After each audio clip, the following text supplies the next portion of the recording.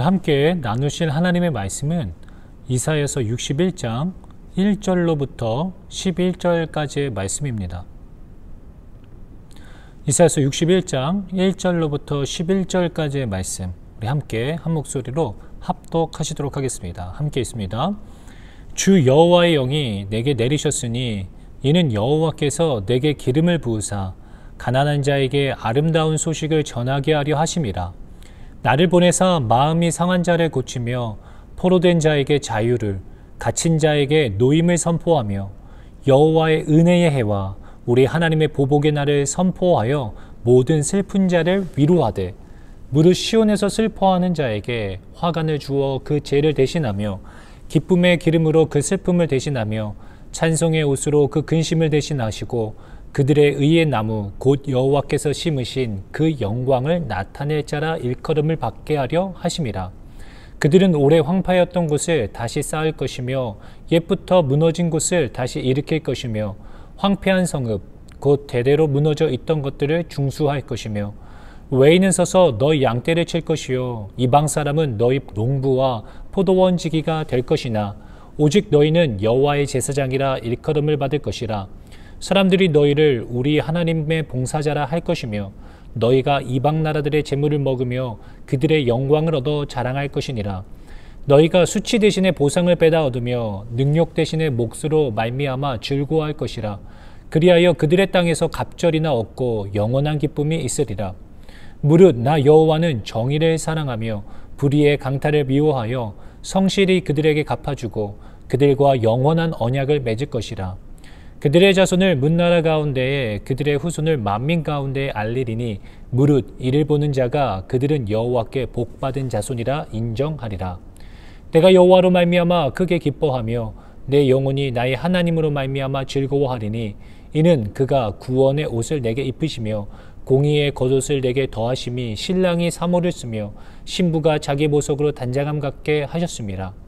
땅이 싹을 내며 동산이 거기 뿌린 것을 음돋게 함같이 주 여호와께서 공의와 찬송을 모든 나라 앞에 솟아나게 하시리라.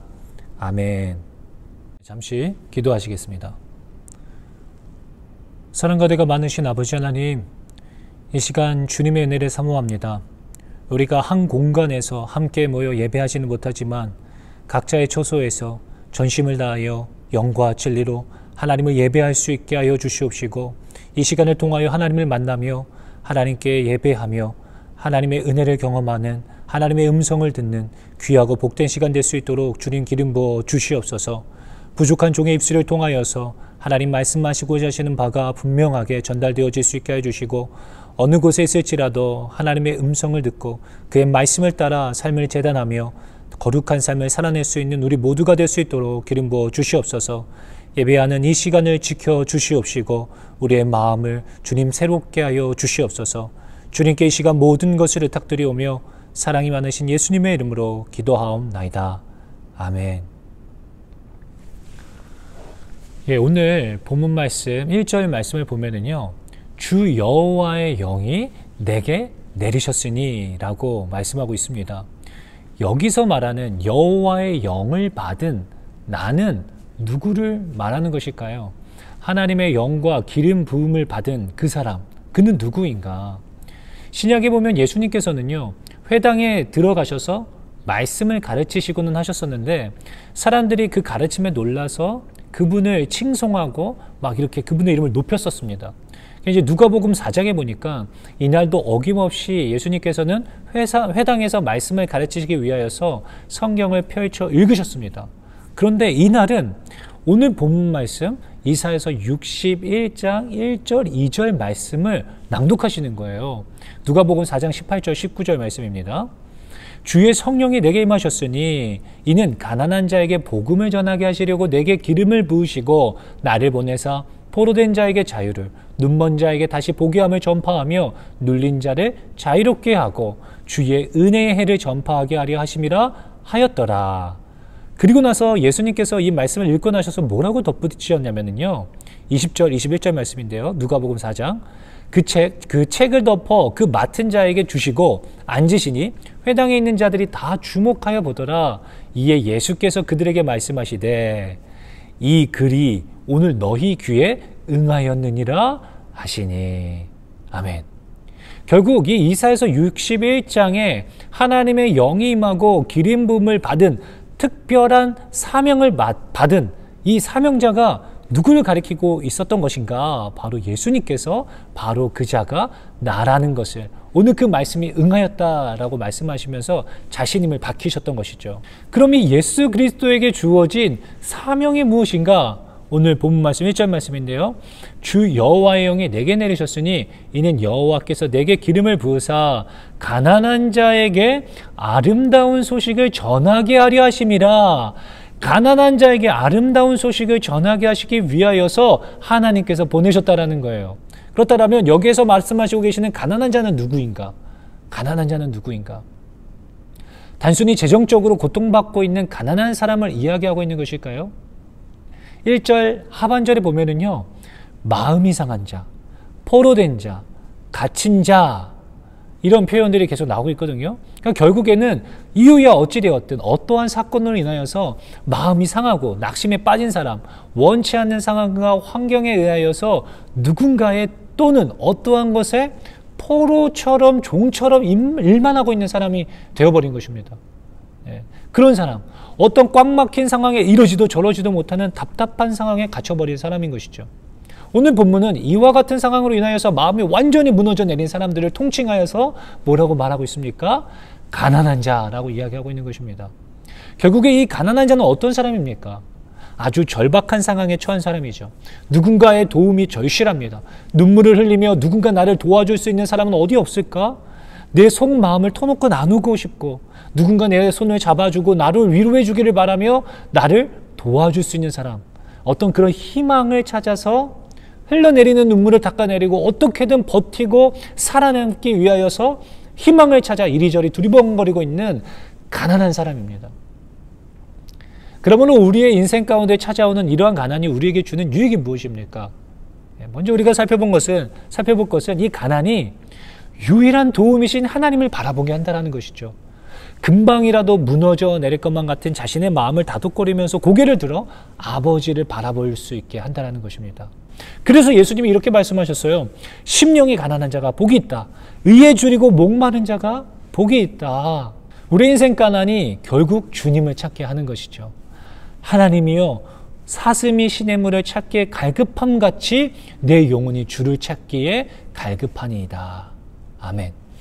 사랑하는 청년 여러분, 지금 가난한 자가 되어서 이러지도 저러지도 못하고 계십니까? 여러분, 그럼 잘 됐어요. 오늘 본문은 이와 같은 자들에게 특별히 지칭하고 있습니다. 가난한 자들에게 그 가난한 자에게 여기 아름다운 소식이 있다고 알려주라는 것입니다.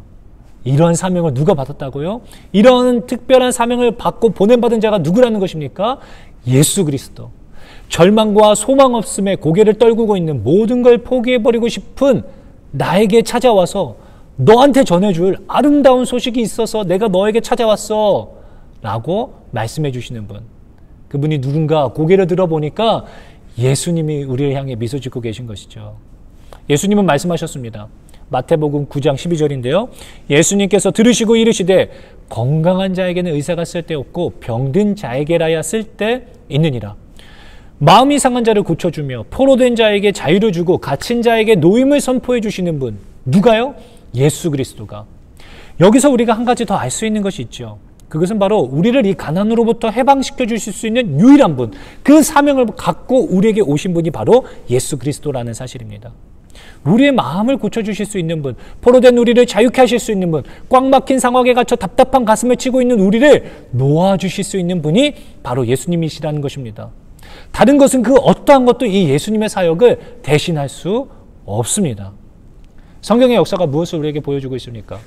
이러한 상황에 놓여있는 가난한 자들이 그 가난을 해결해 줄 수 있는 예수 그리스도를 바라보는 것이 아니라 다른 희망을 찾아 여기저기 기웃거리면서 헛된 것들에 손을 내밀고 또다시 그것에 포로가 되어서 갇혀버리는 어리석은 죄의 패턴을 보여주고 있는 것 아니겠습니까? 사랑하는 청년 여러분, 내 생각에 이렇게 하면 될 것 같고 저렇게 하면 될 것 같은데 이 정도의 생활 수준만 유지하면서 살 수 있어도 나는 만족해. 난 저렇게 살고 싶은데 사람들이 이렇게 하면 더 좋다. 다른 사람은 또 저렇게 이야기하면 더 좋다. 이렇게 봐라 저렇게 막 많은 것들을 이야기하잖아요. 여러분 절대 그렇지가 않습니다.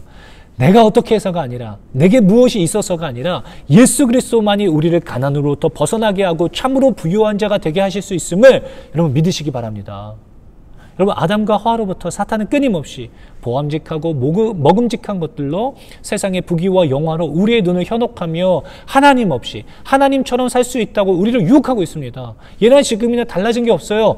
그러나 세상의 모든 부귀와 영화를 다 가졌다 하여도 사탄이 그 모든 것을 우리에게 주었다 하여도 예수님이 없으면 가난한 자요 우리의 마음에 있는 공허와 허무함이라는 죄의 구멍은 그 어떤 것으로도 여러분 메울 수가 없습니다. 오직 예수 그리스도만이 우리를 부유케 하시는 분이시요 나를 가장 잘 아시는 예수님만이 우리를 가장 좋은 길로 인도해 주실 수 있으십니다. 그것이 바로 예수님의 사명이에요. 그것을 위해 보냄을 받으셨습니다. 우리를 사망으로부터 참된 생명으로 옮겨주시기 위한 생명의 그 사역을 감당하시고 이 땅에 오신 것이죠. 사랑하는 청년 여러분, 예수님을 바라보십시오. 예수님 없이는 천하 만국을 다 가졌더라도 다시 가난한 자가 될 것입니다. 몇 번이고 반복될 헛걸음을 멈추고 이제는 그 가난한 마음으로 아버지를 바라보는 것입니다. 나의 상함과 포로됨과 갇힘을 멈추고 치유함과 자유함과 노임을 선포해달라고 진짜 부자가 될 수 있게 해달라고 간구하십시오. 주님만이 우리를 부유케 하실 수 있으십니다. 이와 같은 은혜를 경험하여서 부자가 된 하박국 선지자는 우리가 너무나도 잘 아는 이런 고백을 하게 되었죠.